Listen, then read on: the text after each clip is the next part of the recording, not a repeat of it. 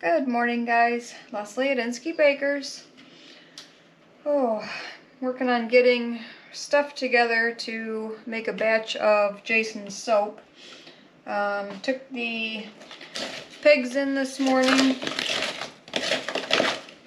Was covered in pig poop and mess. They did not want to get out of the trailer. And came home, went out, did all my chores. We're supposed to get more rain today. I think pretty significant storm looking at radar, so we're inside to do stuff this morning. Well, it's getting close to lunchtime, so I'm gonna get my soap stuff ready. I may take a break and have some lunch while all this stuff gets to the right temperature. And then we can go through everything and I can show you the process of making the soap. So I'm working on getting my oils mixed, some of them melted if there's something, like a hard or a solid oil. And then getting them to the right temperature. Okay, put my gloves on to mix my goat milk that's frozen in cubes with my lye that I've already weighed out. Everything in soap making is by weights, so you weigh everything. I'm going to pour just a little bit of this at a time, some moisture in the air so it's a little thick. Stir this in. Do not stand over your bowl. With your head over your bowl. You don't want the fumes. If I'm doing really big batches, I'll either take it outside or do it over on my stove with my range hood running. But you can see it's starting to melt it. You may not be able to see that on the camera. But the lye makes it very hot. When you soak with water, it heats it, but the sugars in the milk get very hot. And if you don't do this slowly and a little bit at a time, you will scorch your milk and burn it. It'll turn orange and it can curdle, and usually with just a little bit at a time. Sometimes I still have frozen milk chunks in it. I'm going to add a little bit more. There was some chunks in there.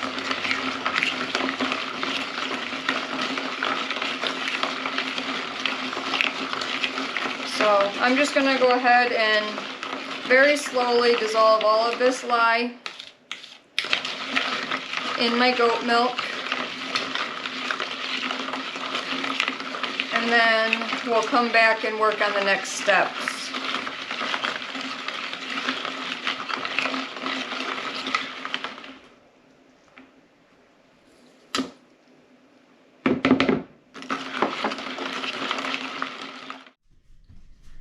We're going to go ahead and make soap because everything's about the right temperature. I like to soap at room temp-ish. It could be a little bit higher, but first I'm going to show you, this is a loaf mold. It's a wooden mold. They come with silicone liners, and I hate those liners. They're a pain to get off the soap. So I just line it with freezer paper, and if you fold it right, it fits right into the corners, and it's great because then you just untape it and slide it right out. Took me a little bit to get it figured out since it's been a while since I've soaped.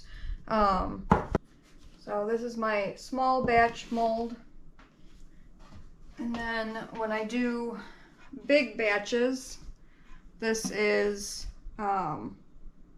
my big batch mold. It's about 14 by 14 and 3 inches deep. If I remember right, it's about 25 pounds of soap-ish. My dad and I built these. This is about a 3-pound mold. So I get about 4 loaves lengthwise in this, and then we cut the bars out of that with a little bit extra. But we do the same thing with these. I line this with freezer paper. It's got a closure on here and a hinge. So this side just hinges open, and then I can slide the whole slab out of this mold. This is what I normally do a lot of my soaps in, but like I said, it's been quite a while since I've soaped. So we're going to stick with a small batch for now and kind of get the hang of it again. I use an infrared temp gun. I have an immersion blender just for soaping. The essential oils for this soap, that's what I use for fragrance, and it is cedarwood and fir oil.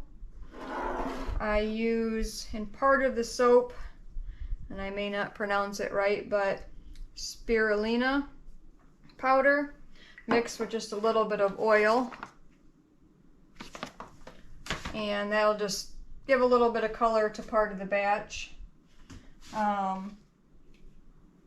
Let's see, I'm gonna put on my safety glasses. I couldn't find my soaping safety glasses, so I went out and stole some from Jason's toolbox. Shh. And gloves.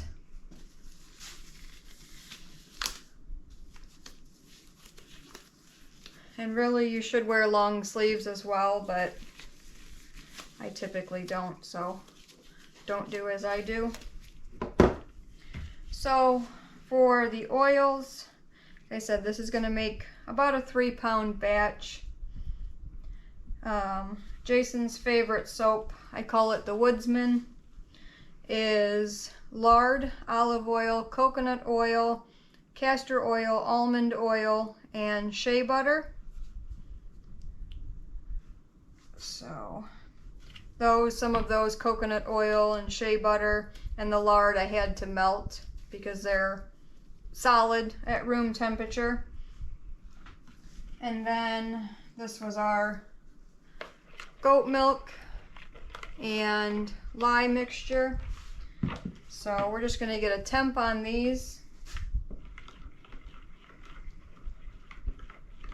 This one says it is about 68, 69 degrees. Kind of bounces right back and forth. And the oils say 73 degrees. So no matter what temperature you soap at, you want them within about 10 degrees of each other.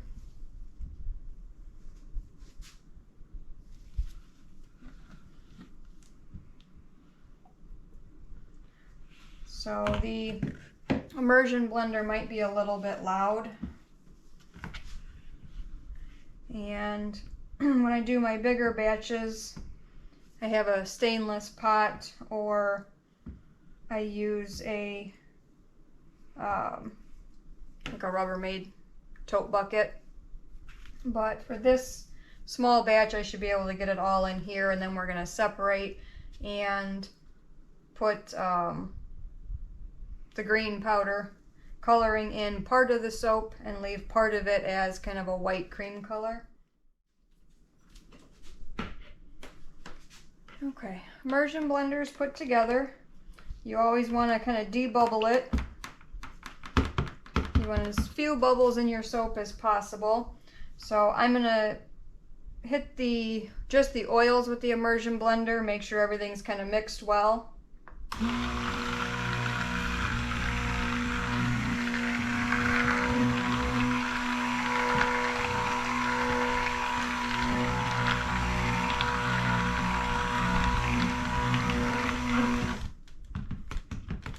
Alright, that looks good. So, give my lye milk mixture a little stir. Take this off of here so I don't knock it down.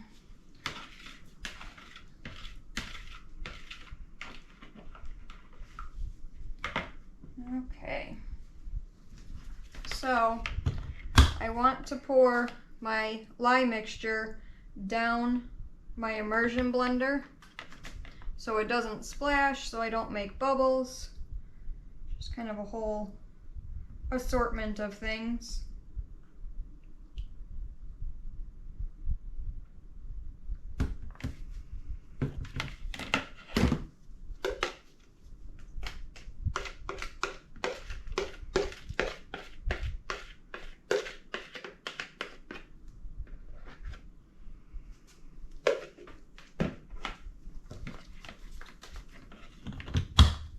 And we're going to hit this with the immersion blender, and what we want to do is bring the two together and emulsify them so that they do not separate.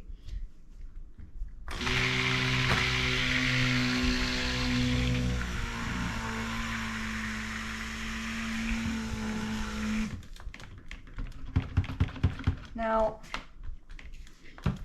it's getting thick on the bottom. You want this to come to trace, but you do not, see it's already coming to trace on the bottom. We do not want it to be a heavy or a thick trace, because then we cannot pour it in our mold very well. Ooh, it's turning orange on me.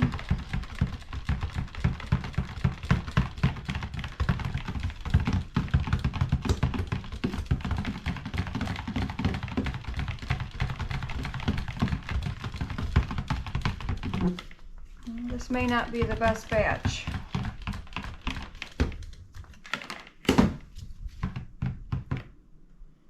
So it is already coming to trace. You see how you can see the lines, kind of the waves in it.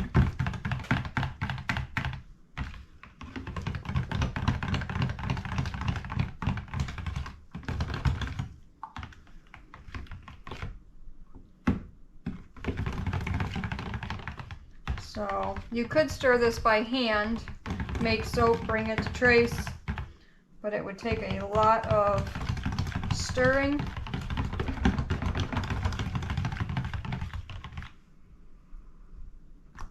Okay, I am going to separate part of this out into this other container. Let's make sure you guys can see. And we're going to mix the green in with that. Oh, it is getting super thick on me. Tell you what, it has been, this is why I wanted to do a small batch because it has been quite some time since I have made soap. And if this was a 25-pound batch, I would have a mess right now. So we're going to add just a little bit of our scent, fragrance oil, essential oils in there. We're going to stir this by hand.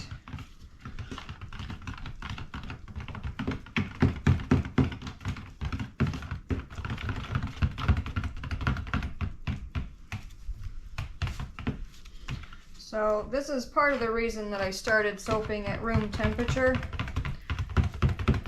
was because with the goat milk I found a lot of times that it would come to trace really fast and set up.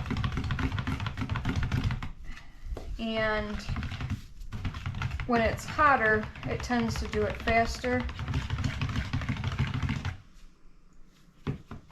So we're gonna get this in the mold. I am gonna do just a quick blend to make sure that that essential oil is in.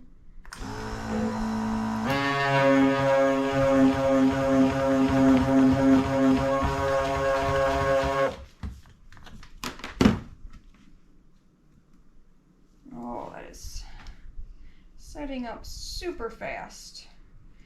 That's not usually how my soaping goes, but it's been a while. Probably should have had it a little bit warmer just because I have some quite a bit of solid oils in here.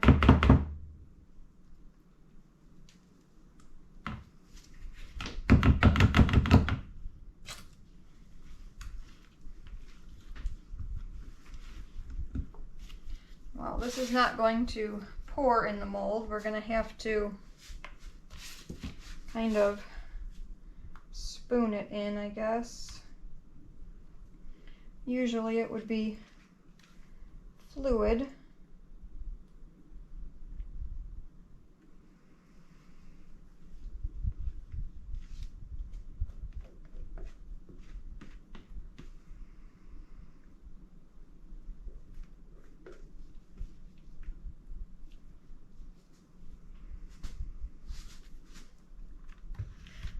Try to make sure that there's no air bubbles in it. Work it down into the mold since it is setting up so fast on us.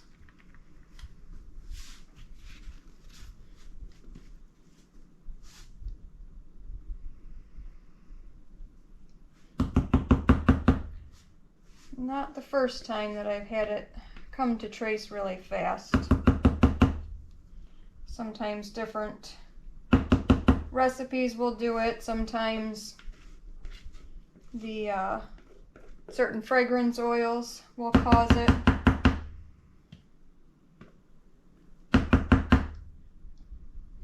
Could be because some of my oils are older.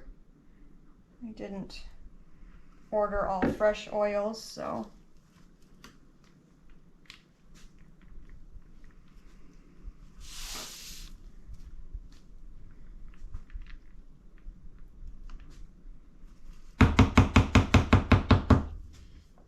okay, we're gonna see if we can get any of this green worked into here. Not looking very promising.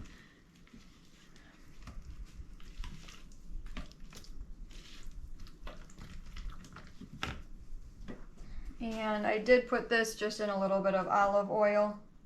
Any sort of oil that's in my soap recipe I will use just to get it so I'm not putting powder into my batter.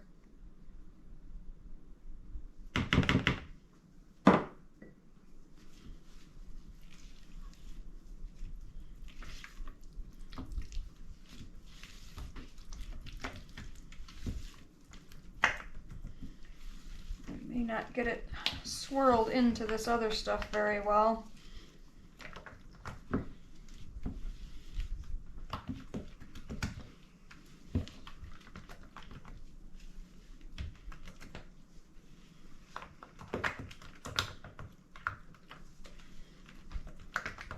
Usually I'll pour it in and it'll drop swirl into it, and then we take a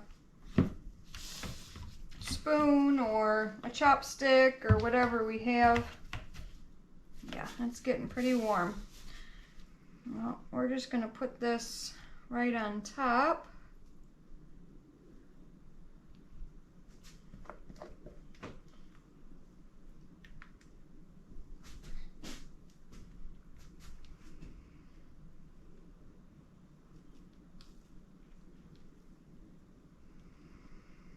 At least it's not seizing up on me, which would really be a mess. I'm going to, okay, use a chopstick. Just attempt to swirl some of this green down in there. May not get a whole lot, but that's okay. Like I said, this is the reason I didn't do a really large batch.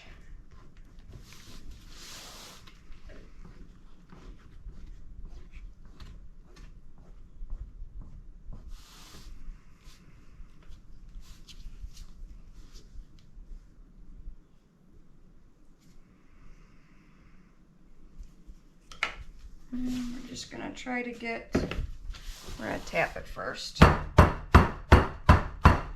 to get if there's air bubbles. Hopefully we get them out. So this may not turn out to be a super pretty soap. Well, it's a guy's soap, super handsome soap. But it is what it is. As long as it still washes, who cares? Jason will just be happy to have his favorite bar back.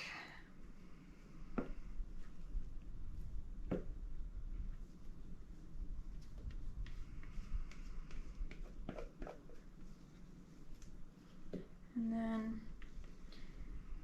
I sell a lot of lavender, so I don't know if we'll do it today, but try to get a kind of a plain lavender bar done.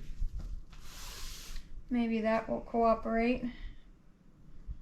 My favorite is goat milk and honey, which just has a little bit of a orange flavor scent to it. I do make a patchouli bar that I really like. I cannot stand the smell of like the patchouli like perfume or whatever people would wear. That makes me want to gag. But the essential oil that I use for soap is actually one of my favorites. Kind of weird. Probably just the essential oil versus the fake kind of perfumey smell, I guess. Just try to clean up my edges a little bit. Work it down in there somewhat even. And then we're going to use a spoon to kind of decorate the top.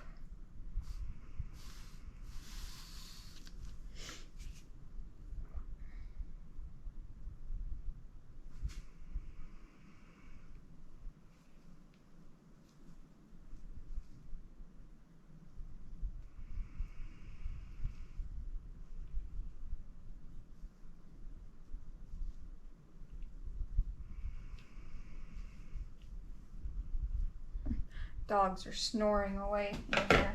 Oh my goodness. Alright, we're gonna take these off, get rid of those.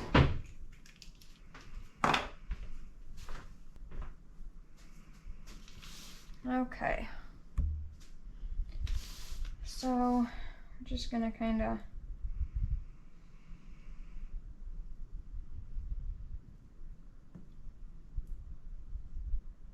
nothing fancy.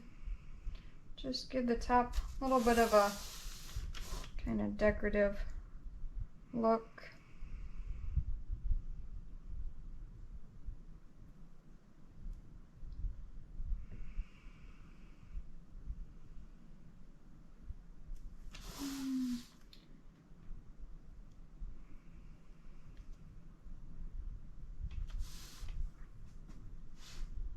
Good enough. So we're gonna let this sit. If it wasn't quite a high top, I would probably put a cover over it, but it is pretty warm already.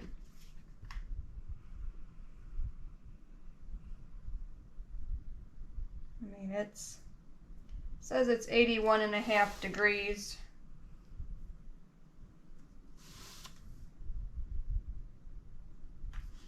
So it is going to get kind of warmer as it sets. I cannot, for some reason, cannot think of the term.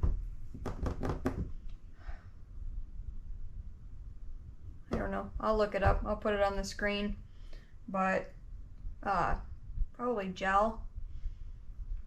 I don't know if gel is the term that I want, but I want the entire thing to kind of heat up. I don't want it to heat up enough that it lavas up out of my mold, but I want the whole thing to kind of warm up all the way to the center so that I get a nice color throughout. If it stays, some people would take it and put it in the refrigerator or the freezer. Then sometimes the center is a different color. It just doesn't look as nice to me. And I've, knock on wood, never had one lava out of my mold, but we're gonna leave it sit here. I'm gonna find another pair of gloves, and then I'm going to wash out all my soap making stuff, have some lunch, and then we'll come back. I'll show you my pear sauce and what I made with the pumpkin butter. Oh, I'm glad I don't have to go back outside because it has been pouring for probably at least an hour out there. It's a hot mess. Super windy, big wind gusts. I mean, our tree over by where we process chickens keeps probably almost going down to like a 45-degree angle. So we're gonna hang out in the house today and probably find some more stuff to do. I've got a everything bagel with some chev, a little bit more seasoning on top for lunch, and then I'm gonna have a piece of my pumpkin bread. It is pumpkin butter cinnamon roll bread I got from the Half-Baked Harvest. I don't know how well you guys will be able to see it in the bag, but it is that pumpkin butter that we made, and then it has like a cinnamon and brown sugar kind of swirl in it. I went really light on the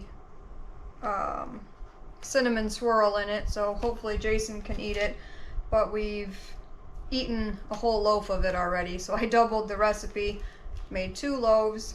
We have 1 loaf left. And the pears, I don't know, it was okay, but those pears that just would not ripen, I cooked them down forever. I mean, I think it was probably about 2 days in the roaster. They didn't even hardly soften in the roaster. I pureed them in the food processor and then hit them with the immersion blender and then ran them through my food mill, and it was, I think, about 15 pounds of pear pieces that I had cut up, and I got 5 pint jars of pear sauce. So probably kind of hard to see, but it's runnier than kind of what my applesauce was, but I didn't want to strain it down. I did, to all of this, I ended up adding, I think it was only like a cup of brown sugar, so just to sweeten it. It was kind of plain and not very good. The brown sugar made a huge difference. So we canned those up. We used our pumpkin butter for this. I'm gonna have some lunch. It's already after 1 o'clock. And our soap is setting up. I don't know if it'll show on camera, but it's actually getting darker kind of down in the grooves where it's kind of starting to gel in there. It feels really warm. Let me see if we can get a temp. So my dot is right down in here, and it's saying it's about 80 degrees, 83. I was trying to hit down here on the side of it. The outside of the wood mold is at 86 degrees.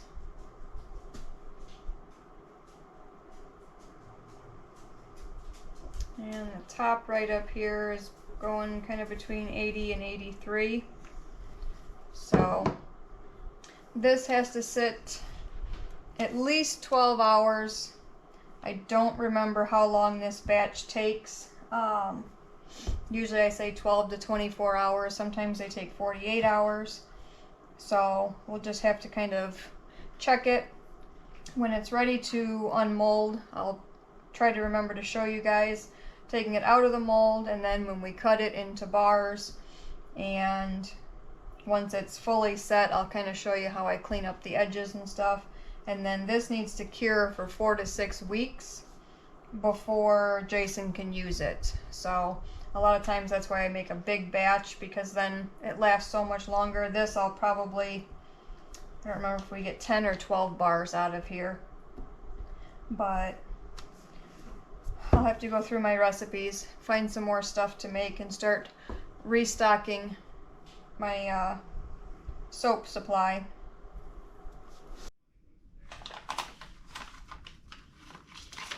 Well, it's been just over 24 hours since we made Jason's soap. We're gonna see if it's ready to come out of the mold yet, or if it's still too soft. This is always the fun part. It's sliding out.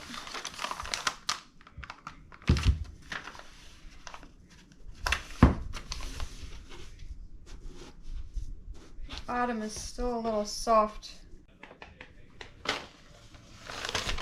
Woo! Flipped it upside down. So, got a few more molds that I lined over here, getting ready to make some other batches.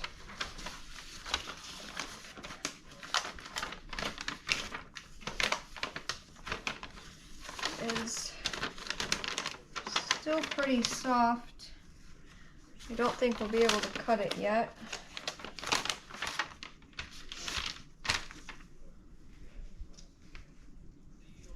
Normally I would set them on like baker's racks to dry so they can circulate some air on the bottom as well. But I'm afraid if I set this on one of those racks, it's going to kind of sink down into it.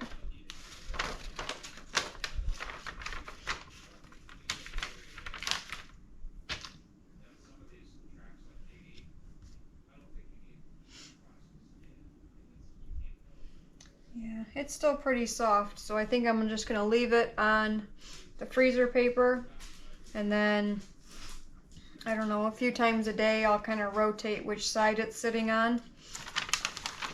I don't know if you guys can tell in the video or not how it's a lighter color, kind of in the corners and around the edge.